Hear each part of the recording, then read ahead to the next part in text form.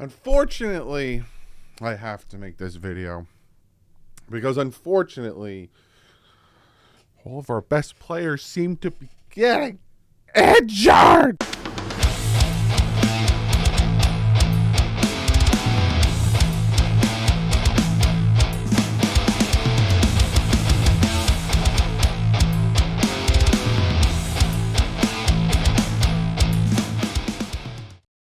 What is up, Finn fans? Yes, I have to talk and ask and dive into and delve and push up and push down and flip around and all that stuff about who could possibly replace Bradley Chubb. It's not bad enough that we lost Jalen Phillips to a torn Achilles, but now we lost Bradley Chubb to a torn ACL when he shouldn't have even been on the field with 3 minutes left, down by 30-something points. If I could go back in time, I would do it differently. Why didn't you just do it differently the first time? But that's here nor there. Before we jump into this,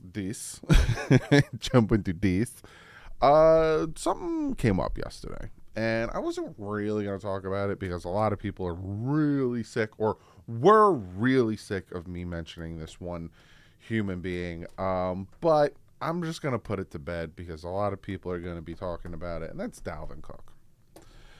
I know.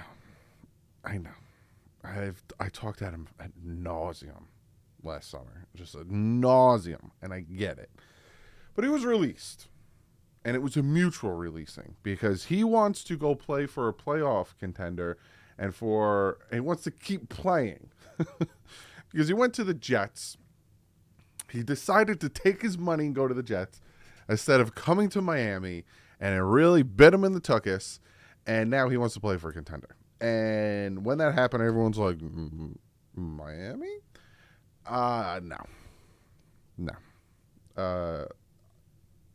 Raheem Mostert, hopefully he's going to be all right.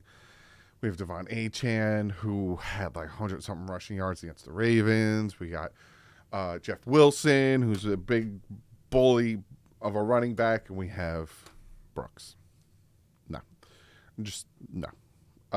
He'll probably go to like Cleveland, or he'll go to like Baltimore, or he'll go to, I'm trying to think of these playoff teams, 49ers. I think CMC just got banged up. I don't see him going to the Cowboys. Not Cowboys, my apologies. Maybe the Cowboys. I don't see him going to the Bills because he's already made it apparent, and I've said this ad nauseum because people were like, he's going to Buffalo, and we got to face him twice a year. He went to the Jets. We faced him twice a year, and it didn't matter because he doesn't want to take carries away from his brother. So, is he coming to Miami? No.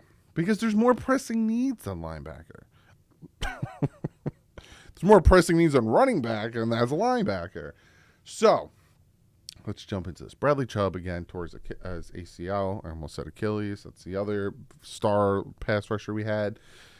It, like, when it rains, it pours on us. And that's why, like, it's just the universe. Like, throw us a bone on Sunday and just have us win this game, please.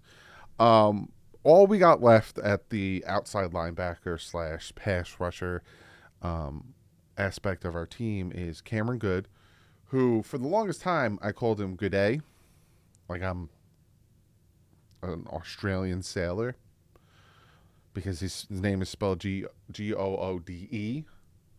and my phonetic brain was like good with an E, Gooday. I'm dumb. I obviously butcher names. Cameron Good. Melvin Ingram was brought in. Didn't do much.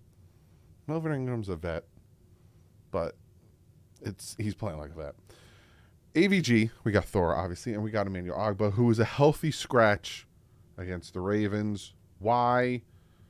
I'm trying to use my brain. Why? Because I think we need someone on the wide receiver aspect of it, or someone special teams. That's normally why someone's a healthy scratch, is because we don't need that position as much as we need another position for special teams because someone else is having to step up for someone else that's injured. See what I'm saying? Convoluted. So we got 4 pass rushers on the team, and one of them's really good in AVG. Outside of that, so it's like, well, we're going to need some help. Now, I said this in yesterday's video. If they do bring in somebody, possibly today, again, I'll make a video, be like, hey, they did sign somebody. They did bring in some guys for visits, but the guys that they brought in for visits are more for future contract. Like, you sign them to a future contract deal and you hold the rights. But these guys would probably be brought in for the playoffs. I doubt if anyone gets signed today, say, they'll play against the Bills. Unless you're already in Vic Fangio's system and you already kind of understand how his system works. You heard it on Hard Knocks with Javon Holland and Brandon Jones talking about it. It took them weeks to understand it.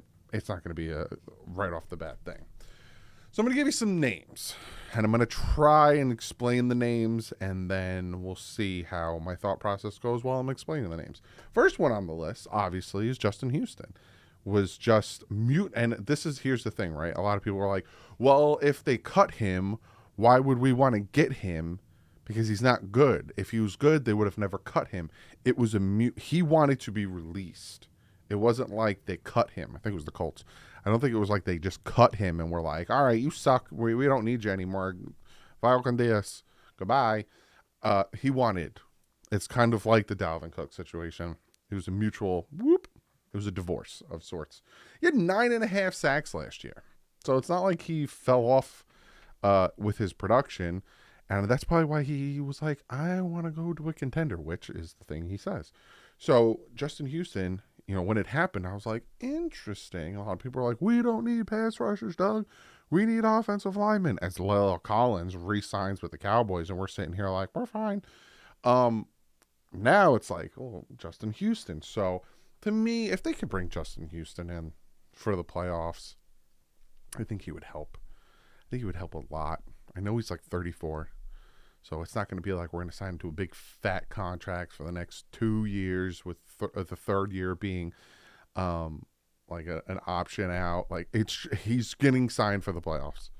That's it. So he might, God forbid, get one game paycheck. I want a 3-4 game paycheck. But Justin Houston, some other names that are out there. Frank Clark is still out there. Again, I'm going to start naming guys that are up there in age, 34-ish. And obviously that's because they're still out there. But Frank Clark is still out there. That's a potential. Carlos Dunlap potentially can be brought in, help there. A name that has been said before, not necessarily as in been brought in, but has played for us, Robert Quinn. Now, I don't think Robert Quinn is playing football right now, but the last time he played in 2021, he had 18.5 sacks for the Chicago Bears. 18.5 sacks. Now, that was 2 years ago, but, knock on the door of Robert Quinn. The JPP is still out there, too, and it's like, do you bring him back? Because he kind of already knew the system, but when he was here, it was kind of like, you're not really needed, but now he's kind of needed. And then when I was scrolling through, like, hey, who's still out there? I saw Chandler Jones, and then I was like, why is Chandler Jones still out there? And I searched it, and I was like, oh, never mind. No. To me, the most logical name of someone to be brought in is Justin Houston. 9.5 sacks last year. And he wasn't cut. It was a mutual separation between the two. So, to me, you got Cameron Good, Melvin Ingram, AVG, and Agba. You add in Justin Houston. You let him do his thing. He did play with the Ravens. He did play with the Colts was his recent team. I'm trying to think of all the teams Justin Houston has played for. And my brain, you should have wrote it down, Doug, but my brain's drawing a blank. But I think he can really help fill in the gap of Emmanuel Agba, especially during the time of playoffs. Because this is where those guys come in, the Chandler Joneses and all of them, kind of get quiet throughout the season, and boop, they pop up during the playoffs, and they really shine. I feel like Justin Houston is one of them, so I would definitely kick the tires on that, bring him in, see how much he would want, and see if he'd be interested in playing for a contender as the Miami Dolphins. And if he can be brought in today and signed today, like I'm pretty sure, and I'm hoping Chris Greer's kind of beep-bop-booping, would he be able to play against Buffalo? I don't know. It depends on his familiarity with Vic Fangio's system. Real quick, because I feel like a big dumb, let me just look up Justin Houston's stats. I know you guys are already in the comment section like, Doug, you You big dumb. You played for so-and-so and so-and-so. Houston. No, I'm dumb. Kansas City, Indy, Baltimore. He was just with the Panthers. So he's with Kansas City for a big portion, playing left outside linebacker. He had 22 sacks in 2014. Holy guacamole. He's a sack machine. 11 sacks with his first year in Indy in 2019, then 8 sacks, then 9.5, like I said, in 2022. And then he was with the Panthers, and he played 7 games. He was like, get me the flip out of here. Hey, like I said, he's up there in age when it comes to his experience, 34. He's been doing it for 13 years. I'm like doing math here. So I don't see why not. Justin Houston definitely could fill that need.